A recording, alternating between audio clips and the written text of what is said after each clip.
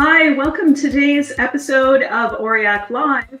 We have Stephanie Gadbois from the Toronto beauty show BeautyX that's coming soon. Hi, Stephanie. Hi, Cheryl. How are you? It's been a while. I know. Oh, I'm getting so excited. We're under a month away until the big show, and things keep changing daily, but getting better and better.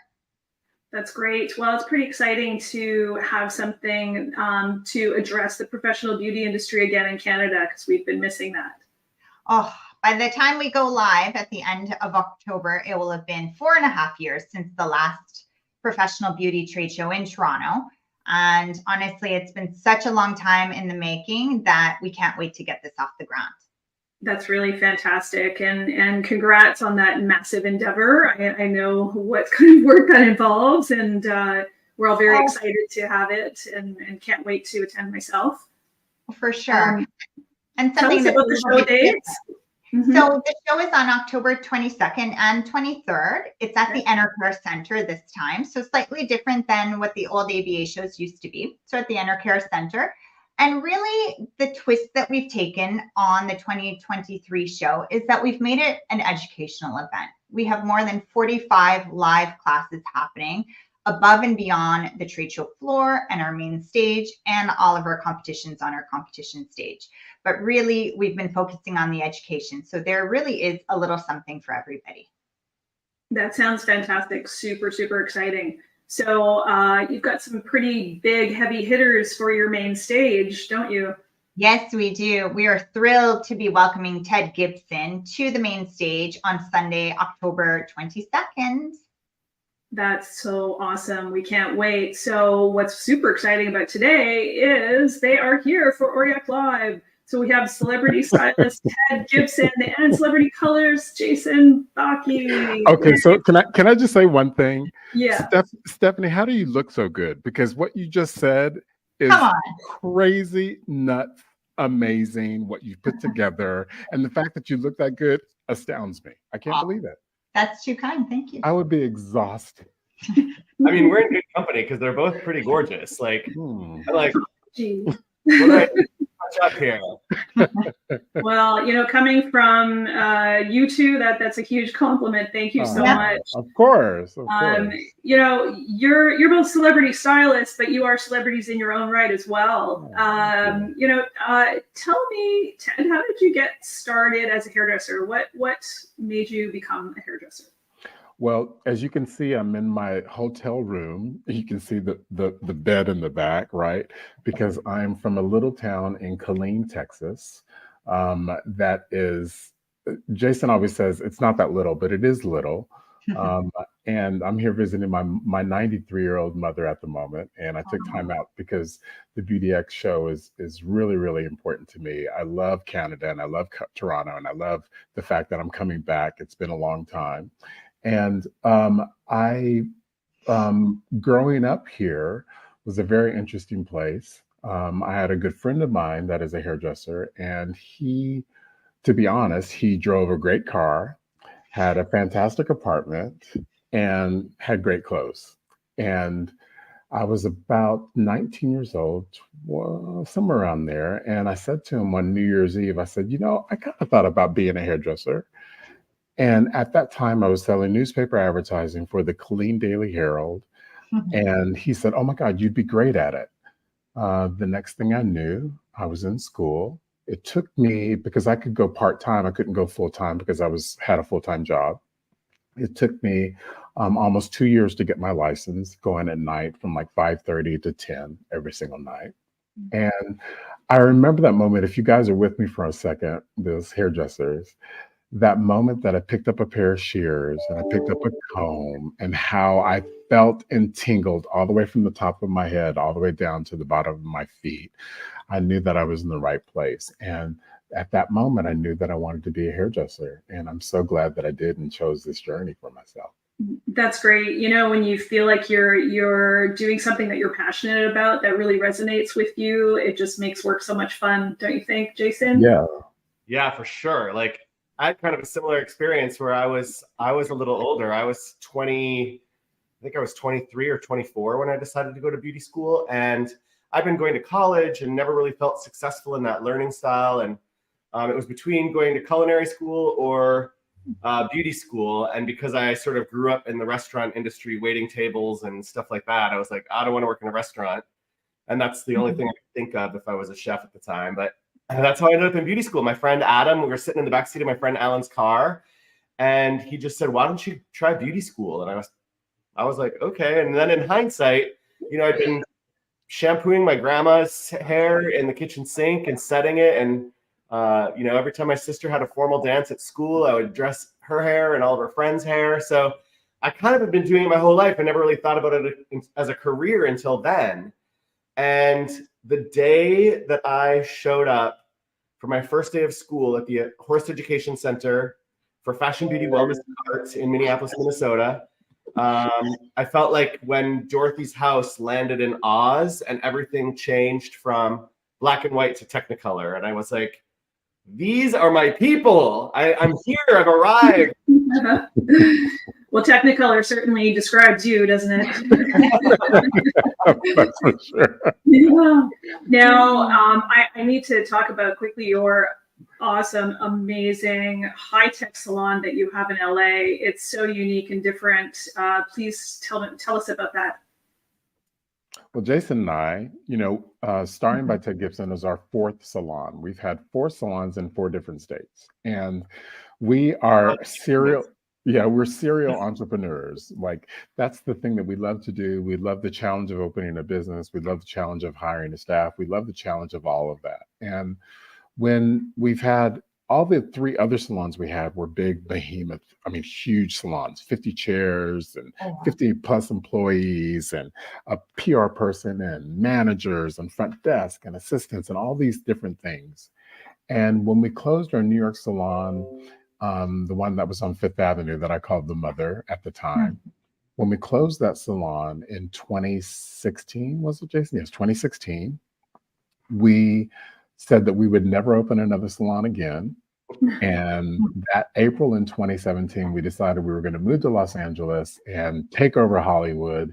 And when we decided that we were going to open a salon, we knew that we couldn't do it the same way again. We needed to do something differently. So we thought about how can we bridge the idea of technology and beauty together.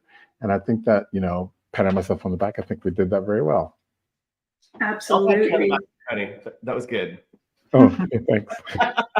So let's just touch on you. Why is it unique? What is so different about your salon? Jason? Well, we took the things from the salon business that we loved and kept them, and the things that we less than loved, we got rid of. So we love that one-on-one connection with the client. We love the power of transformation. We loved working in a beautiful space. And so we kept all of those things. The things that we less than loved, or I less than loved, was trying to find assistants that I could put through a training program and get them on the floor. So we got rid of assistants. Everyone who works there does everything themselves. I did less than loved paying managers and front desk staff.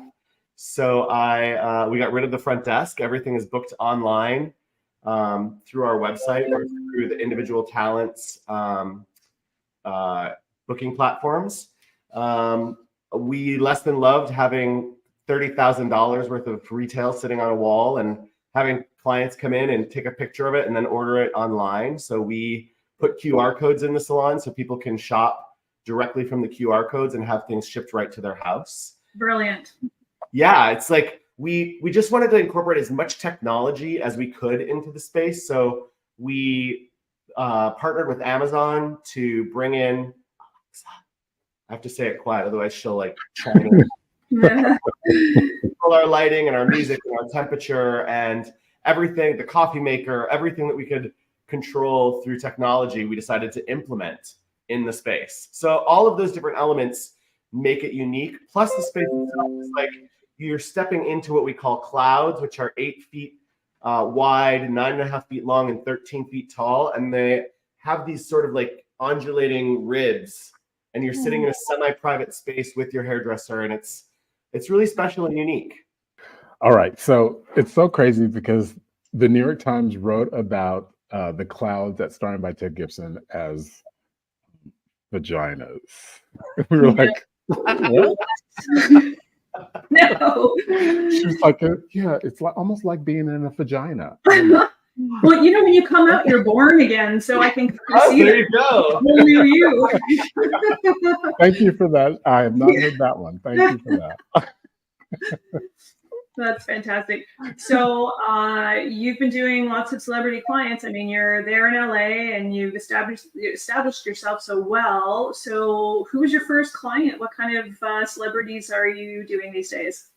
Well, that's a heated question, because I believe if I said who my first client was, I would be in a lot of trouble. So I won't mention her. But I'll mention the celebrity that put me on the map. It's a little bit of a story. I was doing a lot of editorial for all the major publications, from Elle, Marie Claire, Harper's Bazaar, Vogue, Cosmo, blah, blah, blah. And I was doing an editorial for this magazine called Marie Claire. And the fashion director at the time said, Ted, I have this opportunity. I really think you should do it. It's a celebrity. And I said, I don't really want to do celebrities. As a hairdresser in New York City, we were the ones who created the trend. So we would do shows all over in New York, London, Milan, and Paris. We would do ready to wear and haute couture. So I would travel at least 4 or 5 times a year to Europe, and we would create the trends. So with that being said, I always said that if you were a celebrity hairdresser, you lived in Los Angeles and you weren't very good. And if you were a fashion hairdresser, you lived in New York because you created the trend. So she said, you should do it. I said, no, I don't really want to do it. She said, oh my God, I think it'd be really great for your career. And I said, I really don't want to do celebrities. I was doing editorial and I was doing campaigns for all the Neiman's and blah, blah, blah, blah, blah. So she finally said, Ted, this is what's happening. So Patrick de Marchelier, the photographer, is shooting it. It's going to be in London. Marie Claire is shooting in the morning. Cosmo is shooting in the afternoon. And she said, and it's Angelina Jolie. And I said, really? And she said, yes. And yes, that was the face I made. And I said, okay. And I did it, and it changed my career and my life. It was one of those moments where, any of you, if you've ever had that moment where someone tells you, did you really think that you should do this? And you hesitate, or you don't think you should, and you do it anyway, and it changes everything that happened for you. This was one of those moments. For sure. It was like an opportunity came your way, and you walked through that door, and it changed things. But you're saying about, if you're in New York versus LA, but really LA stylists and celebrities are the trend makers as well, yes, right? Like it is fashion, and it's a little bit different because it's a different type of celebrity, but it truly is trend making. Thank you. Yes. And Jason, I guess you've been doing some color for some of the top names that we know as well. I have. I've had a really good career with some celebrities. I love working with celebrities, but my real passion and talent, I think, is working with the everyday woman, who I think what I can do differently than a lot of people who do what I do is I can see her beauty differently than she sees it herself, or the way her friends see it or her spouse sees it. And I can help her discover who she is or who she wants to be through her hair color. And so for me, it's more about the transformation and less about, who specifically it's on. But yeah, I've done a lot of celebrities. Yeah. So, when it comes to hair color, I found, since I've been in this business for a long time too, that when a woman changes her color, she's somehow in a life-changing moment too. So it's a pretty crucial thing to have someone do it right for this very important moment. Well, I love that you said that, because that's actually where I've evolved my career to. So now I'm coloring hair just a few times every month. And when I do, it's for someone who is making a a big change in their life, who wants to reinvent or rebrand, or like the last couple of actors that I've worked with, they've been going in for a new role and they need to look a certain way for that role. And so like, I'm no longer the maintenance guy. I don't really enjoy doing a root touch up every 4 weeks, but I really am inspired and love doing those sort of transformations that bring people, it's like a bridge that brings their personality from where they are today to where they want to be tomorrow. Exactly. You know, stylists are really, they're so connected to their clients, and they can really make a positive change in somebody's life. And our clients are so precious to us, and they really trust us to, you know, sit in that chair and give you all the creative flow that you need. So, you know, I'm sure that anyone that stepped out of your chairs is just super happy and thrilled, because you're both so amazing at what you do.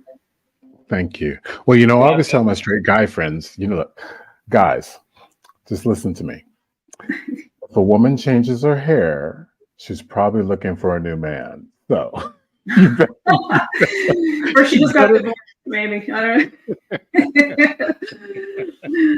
you better go buy that Gucci luggage in a hurry. Absolutely, absolutely. Can we just quickly touch on your show, Blowing LA? Love the title; it's great. How's that going? How was that experience? Jason, I know you love to talk about Blowing LA. It was a crazy experience. It was a lot of fun to do. You know, our team was really, really fun.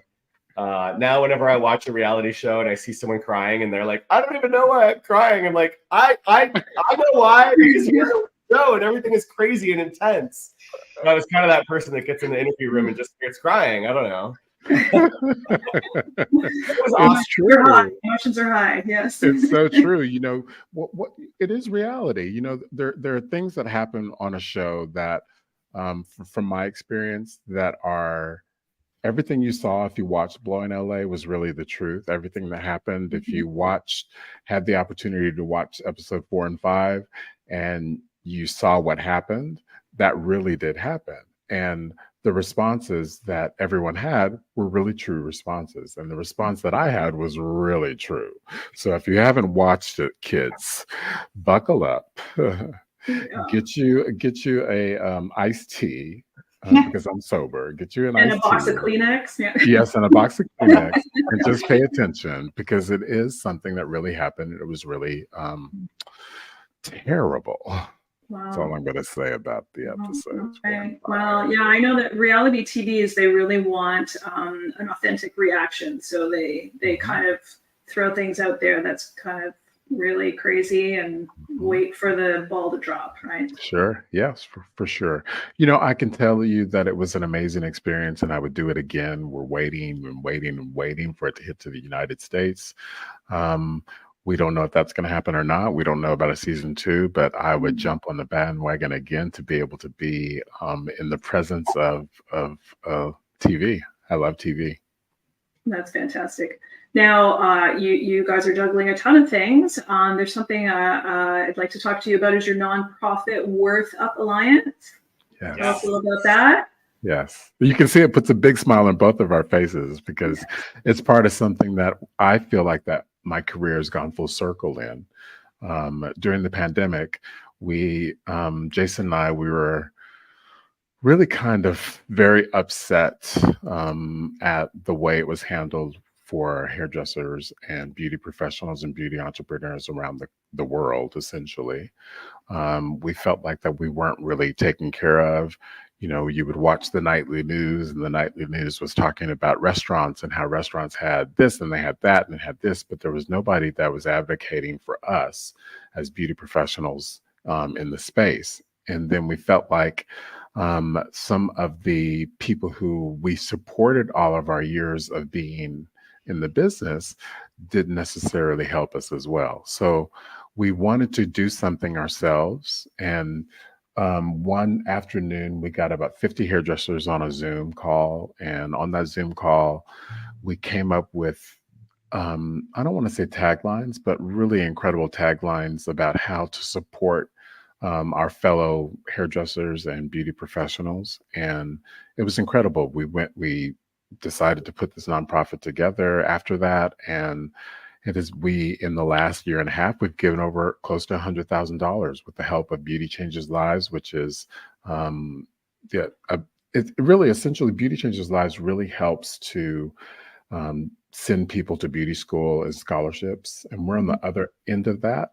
So after you have gone out of beauty school and you have worked in a salon for a little bit of period of time and you want to open your own small business, we're there to help you, guide you through that place, that spot. So we have mentorship. We've brought in some really incredible people that, we love and have been great friends with for all these years. And Jason runs that organization, and he has been proficient in making sure that it runs really, really, really well. And I'm just so proud of him and the things that he's accomplished with our nonprofit. So thank you, Jason. Yeah, thanks, Sonny. Yeah, it's really a highlight of my career to be able to mentor these people. Like most people that decide they want to open a salon or spa are like me, where I was the busiest guy in the salon. And I was like, I can do this better than the people that I work for. So overnight, I went from the fun guy at work laughing in the break room with everyone to the boss. When I walked into the break room, everyone would stop talking, So there's all kinds of things that I wasn't really prepared for. Insurance. The list just goes on and on, just how to go from being a pal to a boss, and being able to coach and mentor this talent into being ready to open their own business. And then each one of the people that we're mentoring has to deliver a pitch. They have to pitch their business kind of Shark Tank style to a panel of industry experts. And then that panel votes on who will be awarded Dream Capital. That's what we call the money that we give away. And like Ted said, we gave away almost $100,000 so far, and we're looking forward to giving more and more and more. That's a really fabulous idea. I feel like for stylists, when they go to school, I don't know what extent of business that they get to learn about. They learn like their technical, creative skills, but that's only half of it, right? Because sure, and especially if you're going to open a salon and own a place and manage people, there's a lot to know when it comes to that. So that's really fantastic that you're offering that kind of support. Thank you. And, we've had some incredible mentors. We've had Lisa Price, who is the founder of Carol's Daughter. We've had Kate Somerville, who is the founder of Kate Somerville's Skincare. We've had It's a 10 Hair Care, who Carolyn Aronson is the first and only Latina woman CEO of a $1 billion hair manufacturing company. So we've had some really incredible people that have told their story. Of course, we have tax people that maybe isn't as sexy, but we had tax people, we have people that talk about benefits. We've had all of these really incredible things so that when these people get their dream capital, they are set up and ready to open their small business. And, I always say that small businesses are the backbone of all of our countries. And, we have to support them in making sure that they are on top. And this is part absolutely. Of what we do. Yeah. And coming from that level of experience in different areas is a great way to learn. Yes. Okay, so we talked about trends a little bit, and you are both totally trend makers, of course. So is there anything you want to tell us about what's coming up for fall? I'm not embracing the fact that it's fall. I'm still hanging on to dear life summer, but as seasons change, we have no choice, right? That's true. And the seasons change is exactly it. We were just in New York for New York Fashion Week last week, and the Starring Hair team, Jason and myself, we did 8 shows together, and it was incredible. And we're looking forward to fall, winter, and February. So for those of you who are interested in coming to the States and being with us, send an email to info@tedgibson.com, and we can see about you being on our team. It's really a lot of fun. And the great thing about it is that we, of course, set trends. And the trends that we set were micro bangs, It is in vogue this month, so just so happy. Microbangs. Is that when, like, was during COVID where you just pick your hair up and you cut it like this? Isn't that a microbang? Yep, microbangs. Yep. And I just cut them on my niece in New York City who goes to FIT, and it was really fun and really great. You can go to my Instagram at Ted Gibson. You can see that. I think that the great thing about living right now is that we have, I would say, a mentality about being individualistic, that we don't necessarily have to follow a trend specifically. And if you see a trend that you love and it doesn't necessarily suit you, adopt some of it to who you are and make it your own. Because I think that's what's really great. Everybody doesn't have to have straight hair and everybody doesn't have to have curly hair. I think that it's really about who you are as an individual and then bringing that to the forefront and then creating your own trend from there. So I would say, don't be a slave to the trend. Know what they are, but don't be a slave to them. Absolutely. And Jason, what about color trends? I mean, kind of right along the lines of what Ted was talking about it really is about the individual. However, one of my favorite, well, there's a couple favorite things, and they're both sort of going back to the 90s with really bold placement of highlighting, kind of the anti-balayage. And Miley Cyrus is a great example with her color, the way it is, how I've seen it recently, where there's a little bit of a bright blonde coming from underneath in the front, but depending on the way the hair moves, it's really camouflaged by this larger section of the base color. So like when the hair moves, it has a different look every single time, depending on where you part it, whether you're wearing it up, whether you're wearing it down. And I think that's a key takeaway for anyone working behind the chair doing color, and for anyone who's looking for something new to wear in hair color, is think about the versatility of it, so that depending on how you style it, depending on your mood that day, if you're wearing a center part, a side part, if you're wearing it up, wearing it down in a pony or whatever, how are you going to have the hair color look different each time you style it? Exactly. I could listen to him all day. Yeah. Me too. Let's make this a 2-hour conversation.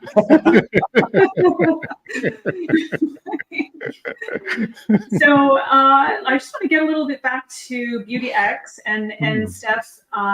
We have some very exciting news that both Ted and Jason will be here in Toronto. And for those Torontonians or Canadians that can come across and come over and see us, they'll be able to see you on the main stage. Yeah. Tell us a little bit about that, Steph.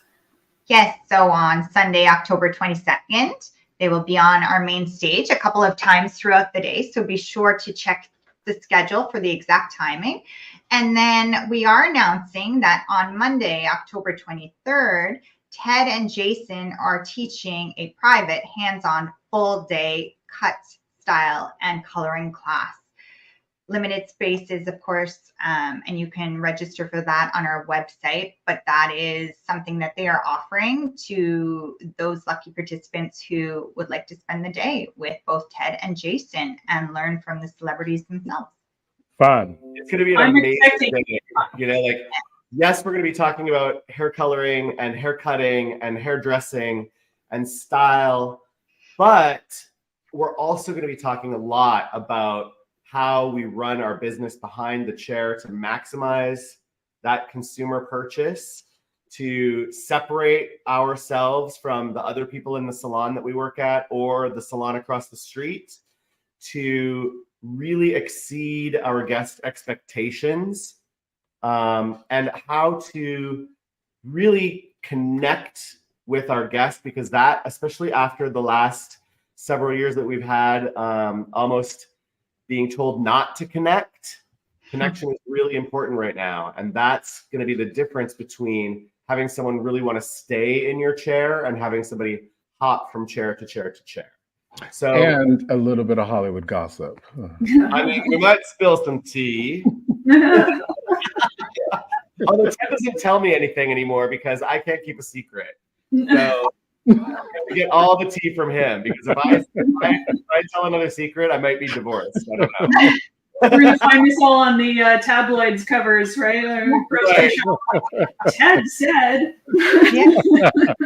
What Ted said. Someone close to Ted said. That has happened to me though. Yeah. Yeah, shooting a cover with a Marie Claire cover actually. That's all I wanted Yeah, to it also happened. We had a celebrity client who was going through it in the press, and she revealed to me that she was telling different people in her lives different versions of the story, so she could find out who was leaking stuff to the press. Right. Yep. Very sleuthy. Wow. Smart. Yes. Well, that's the thing too. Like when our client is in our chair, our client just wants to divulge everything. It's like we're a priest or something, and they're confessing everything. You know, they just want to tell us everything. And you know, our main stage performance is going to be glitzy and glamorous. We're going to bring you a little bit of Hollywood to Toronto. You know, Toronto, I think, is the Hollywood of Canada for sure, right? Even more so than Vancouver. Yes, Toronto, Hollywood of the North. Yes, Yeah. exactly. Yes. So we we'll be bringing a little.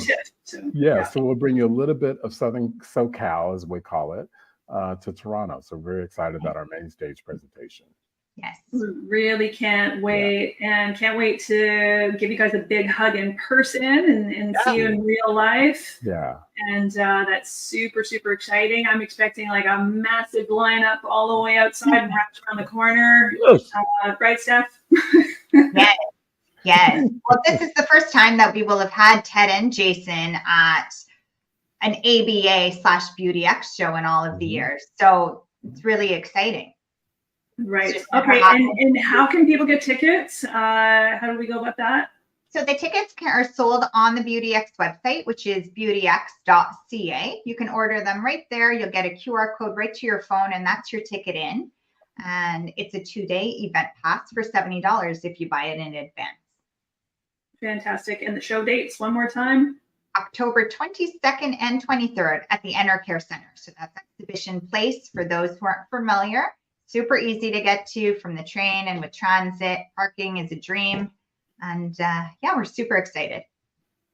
Fantastic. Well, this has been like a really exciting chat. I can't wait to continue our conversation and can't wait for the show. Steph, congratulations again.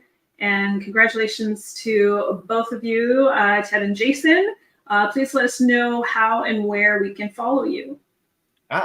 Jason.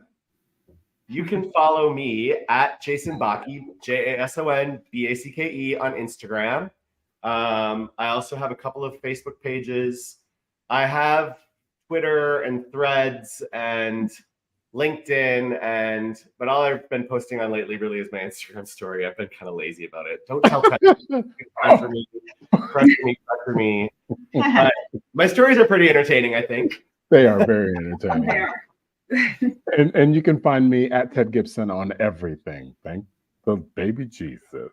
Ted's not lazy about it. He posts like a maniac. He's so good at it. I love it. I love it. Well, it's all very inspiring and exciting. And I'd like to thank you both again for chatting with us today. And we'll see you very soon in Toronto. I can't wait. Yeah. We love Canada. Thank you. Take care. Bye. Thank you. Bye.